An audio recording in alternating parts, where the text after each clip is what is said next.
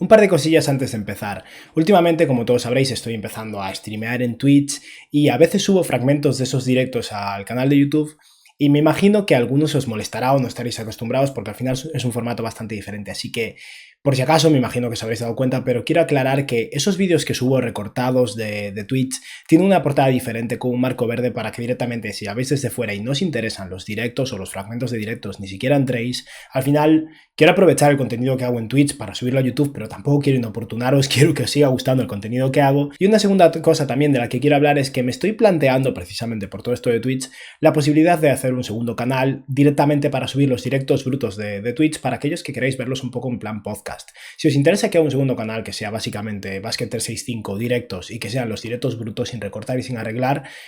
seguramente lo haga porque al final eso me supone poco trabajo. Seguiré subiendo en ocasiones vídeos recortados de streams porque creo que a veces cubro contenido que es interesante y que no cubro en el canal, pero con esto dejo de hablaros ya de los directos y bienvenidos una vez más a Basket365, soy Denis y en este vídeo vamos a hablar un poco más de agencia libre y vamos a hablar concretamente de los contratos que más me han gustado. No son las mayores gangas de la agencia libre, hay un poco de todo, pero creo que voy a hablar de un total de 17 contratos que realmente me han gustado por el contrato, por el contexto, por el jugador, da igual por lo que sea, pero que realmente me han parecido de los mejores fichajes y haré un segundo vídeo posiblemente mañana o pasado mañana hablando de los peores contratos que sorprendentemente son bastante menos. Los equipos desde mi punto de vista se están haciendo más inteligentes. Antes de nada, si estáis aquí me imagino que es porque os interesa la NBA, así que os animo a que suscribáis, dadle a like a este vídeo en particular si os ha gustado y comentadme abajo lo que opináis y ahora ya sí, voy a empezar.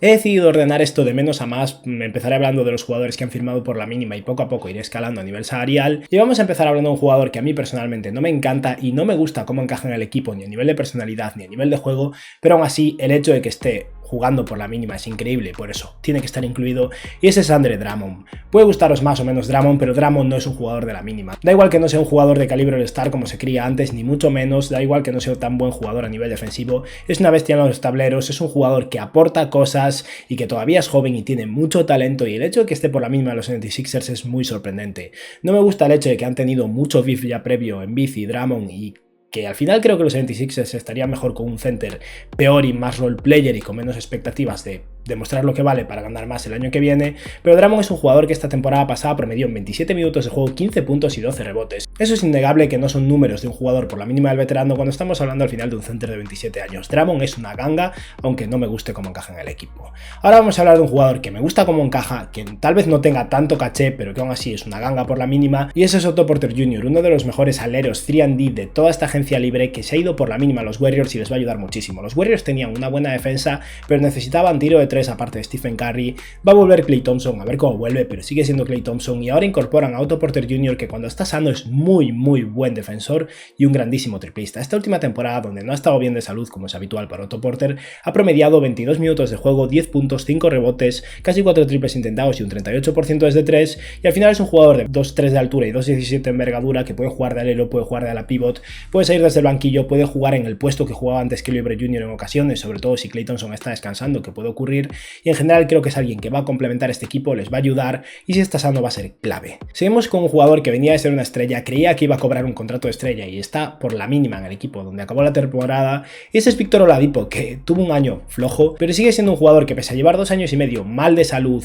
sigue siendo muy buen defensor y ha promediado esta temporada casi 20 puntos por partido, 5 rebotes y casi 5 asistencias, 7 triples intentados y unos porcentajes de tiro que tendrían que mejorar, pero Oladipo por la mínima es una ganga. Es un jugador que no va a jugar al principio de la temporada, ha tenido otra operación más y habrá que ver cómo vuelve evidentemente, pero si Oladipo vuelve bien o medianamente bien, tenerlo aunque sea de alquiler por un año por la mínima para los Miami Heat es una locura. Es un jugador muy bueno a nivel defensivo, un escolta ideal como jugador titular que podría estar sano de cara a los playoffs y podría cambiar totalmente a los Miami Heat si milagrosamente está sano. No creo que Oladipo vaya a ser nunca el de siempre, pero si es un 80% del Oladipo bueno de Indiana, es un jugadorazo que se merece 15 millones, no la mínima. Hablando de jugadorazos con problemas de lesiones, llega el turno de Blake Griffin, que ha tenido un año bastante sano y está claro, ya no es el que era, ya no es ese hiperatleta que ha tenido alguno de los mates más increíbles que hemos visto en la NBA en los últimos años, pero en los Brooklyn Nets fue un jugador clave, un jugador que realmente aportó, que podría haberse ganado 6 o 7 millones de dólares como mínimo en agencia libre yéndose a otro equipo,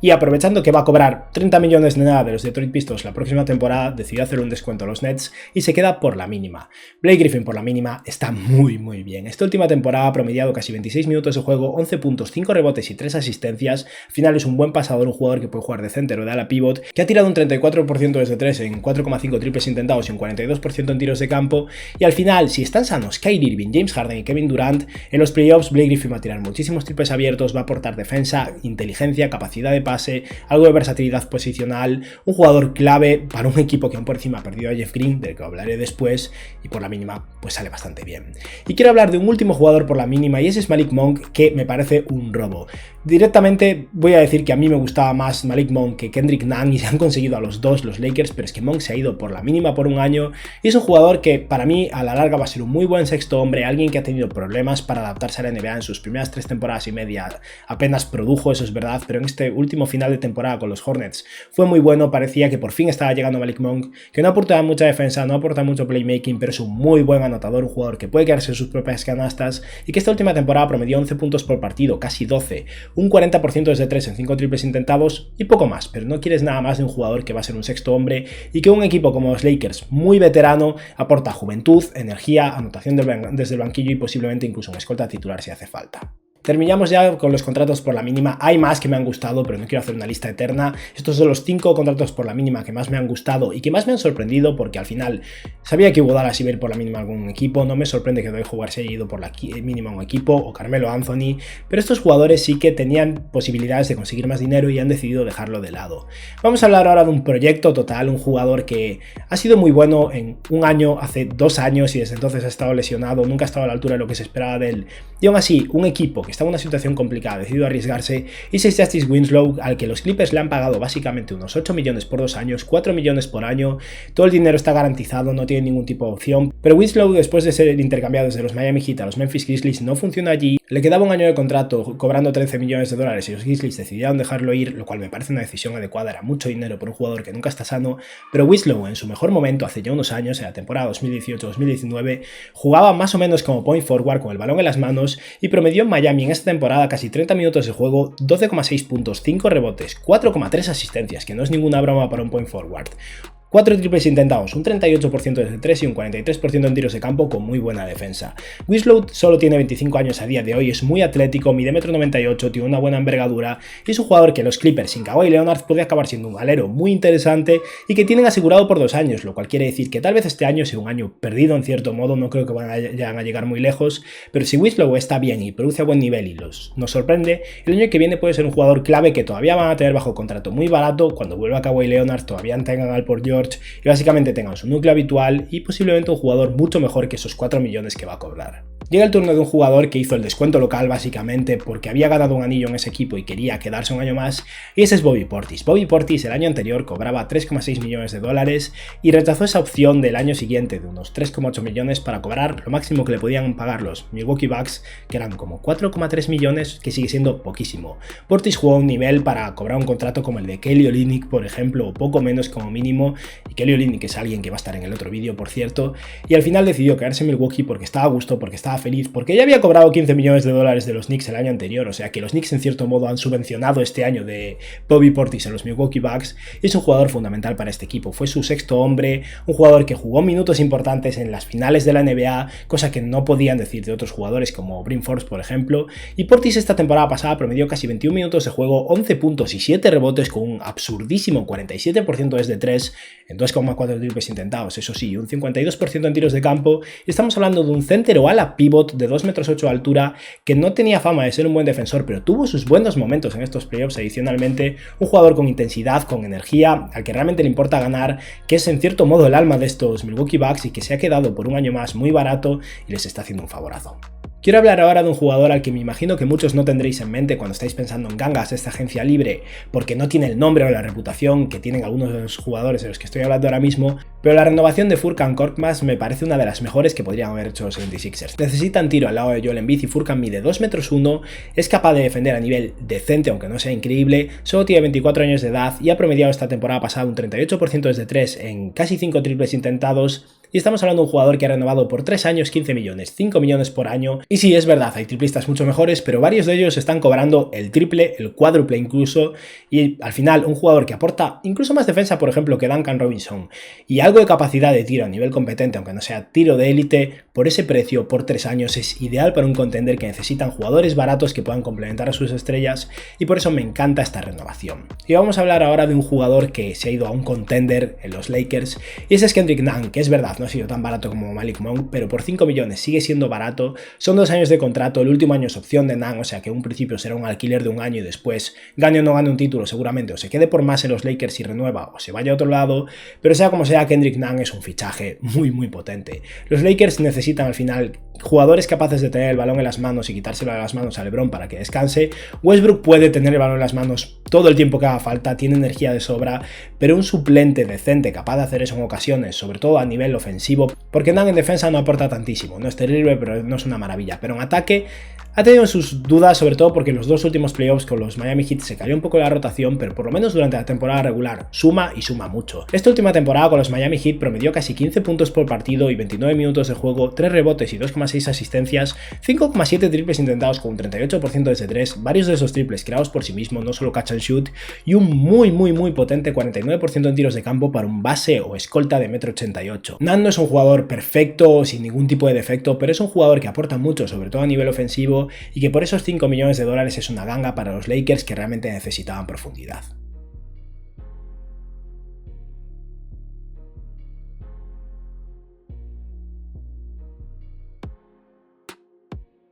Vamos a hablar ahora de un jugador unos 10 años mayor que Kendrick Nunn, tal vez 9, y ese es Jeff Green, alguien del que yo llevo años siendo fan, considerando un jugador que la mitad de equipos deberían intentar conseguir barato, porque lleva como 4 o 5 años cobrando al mínimo del veterano. Este año ha conseguido una subida de precio, un ascenso, y ha firmado más o menos por lo que yo esperaba que se quedara en los Brooklyn Nets. Se ha ido a otro equipo y creo que es un fichaje de lujo y sí, cobra más o menos su salario justo, o sea que en cierto modo no es una ganga porque con sus 34 años de edad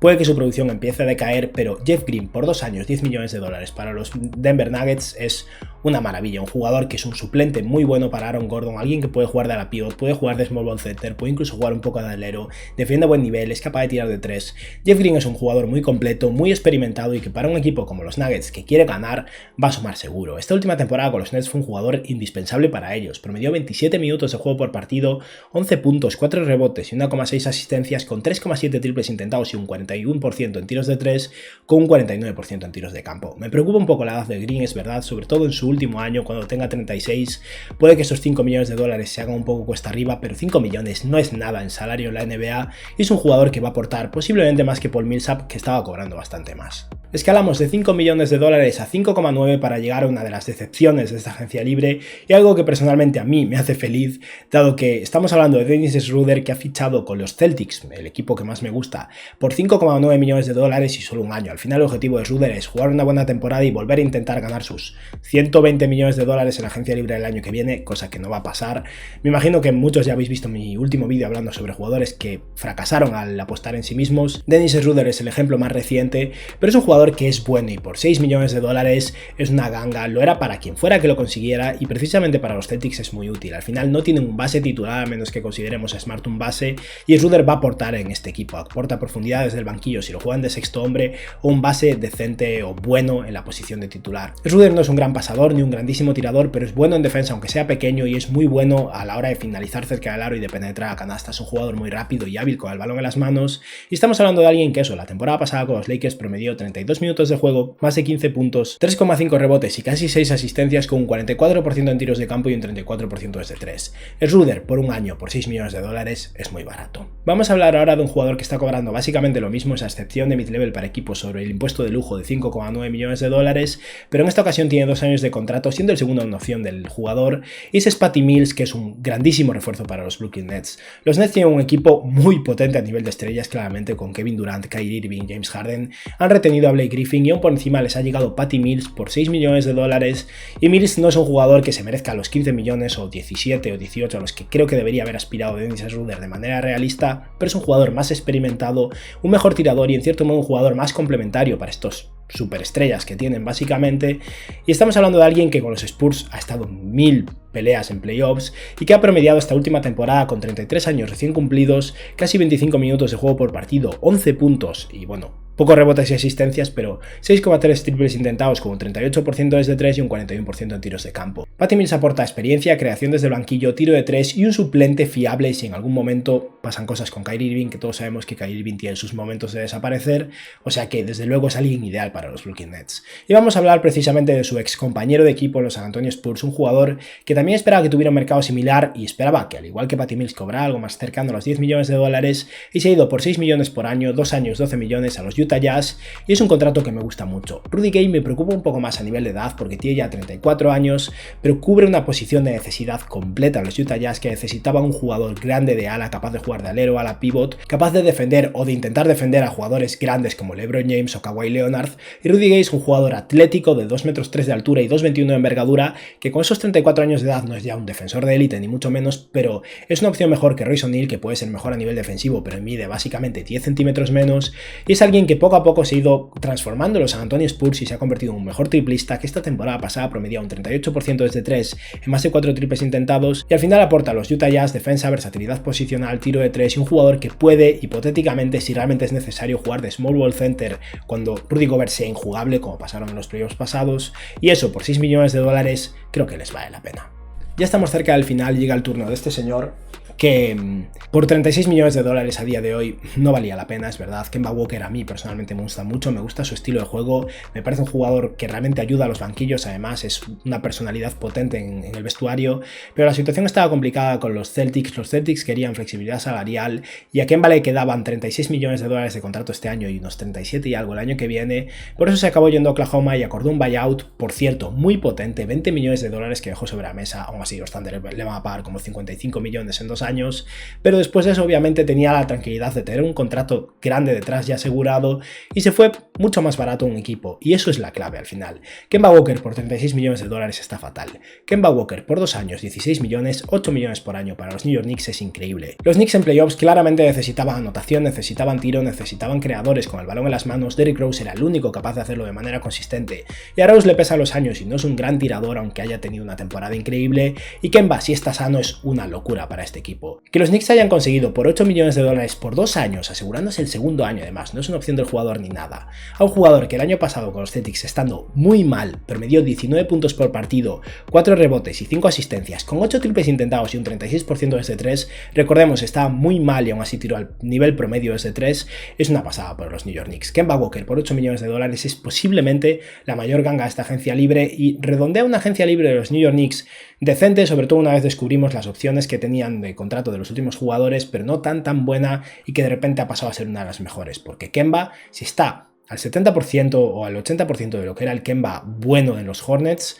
es muy buen refuerzo. Seguimos ahora con un jugador que me he planteado si meter o no, pero personalmente a mí me parece muy bueno, creo que ha firmado con un equipo que no tenía muchas aspiraciones de conseguir mantenerlo y ese es Richard Holmes y me gusta su contrato, está básicamente en los Sacramento Kings por lo máximo que le podían ofrecer, que son un total de 4 años, 47 millones de dólares, empiezan siendo como 10,4 millones de dólares el primer año y es verdad, los centers a día de hoy están menos cotizados, lo hemos visto durante toda esta agencia libre, pero Holmes es un jugador que si bien no tira de 3 sigue siendo un center moderno y todos los equipos a día de hoy, los equipos buenos y competitivos y que llegan lejos en playoffs, tienen un center competitivo, moderno, capaz de moverse como mínimo un poco, capaz de hacerse grande debajo del aro y capaz de rebotear y cumplir su función, y Holmes tal vez se quede un poco pequeño con su altura de 2,8, pero es alguien capaz de anotar tiros libres aún por encima, muy bueno cerca del aro, ha promediado un 64% en tiros de campo la temporada pasada, un buen rebotador, un jugador versátil a nivel defensivo y que por unos 10-11 millones de dólares por año es una ganga. Holmes además tiene un contrato muy intercambiable en ese rango de 11 millones de dólares, casi cualquier equipo puede juntar dos jugadores y igualar esa cantidad,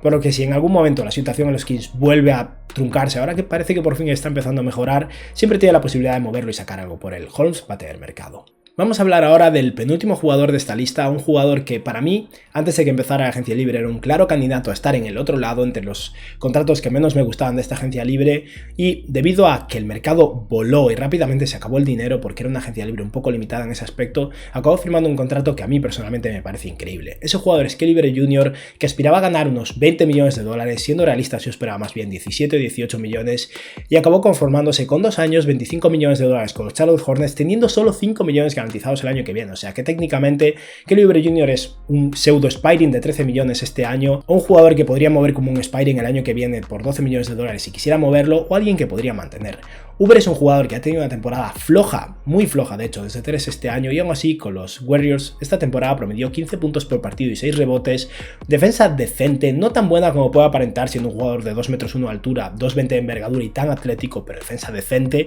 un 44% en tiros de campo, un 32% desde 3, 5,2 triples intentados y como decía empezó muy mal desde 3 la temporada. Si ignoráramos la primera etapa de la temporada en la que Oubre tiró como 1 de 30 o 1 de 25 desde 3, algo así, algo realmente catastrófico, sus porcentajes de tiro de 3 hubieran sido bastante mejores, y el hecho de que los Hornets hayan conseguido por 12 millones de dólares conseguir un suplente de lujo para Gordon Hayward, que es claramente mejor que Kelly Oubre Jr., pero tiene problemas de lesiones, es muy positivo para este equipo. Los Hornets se han reforzado un montón, tienen muchísimos jugadores que se van a pasar el día cogiendo alley-oops de LaMelo Ball, va a ser un equipo muy divertido y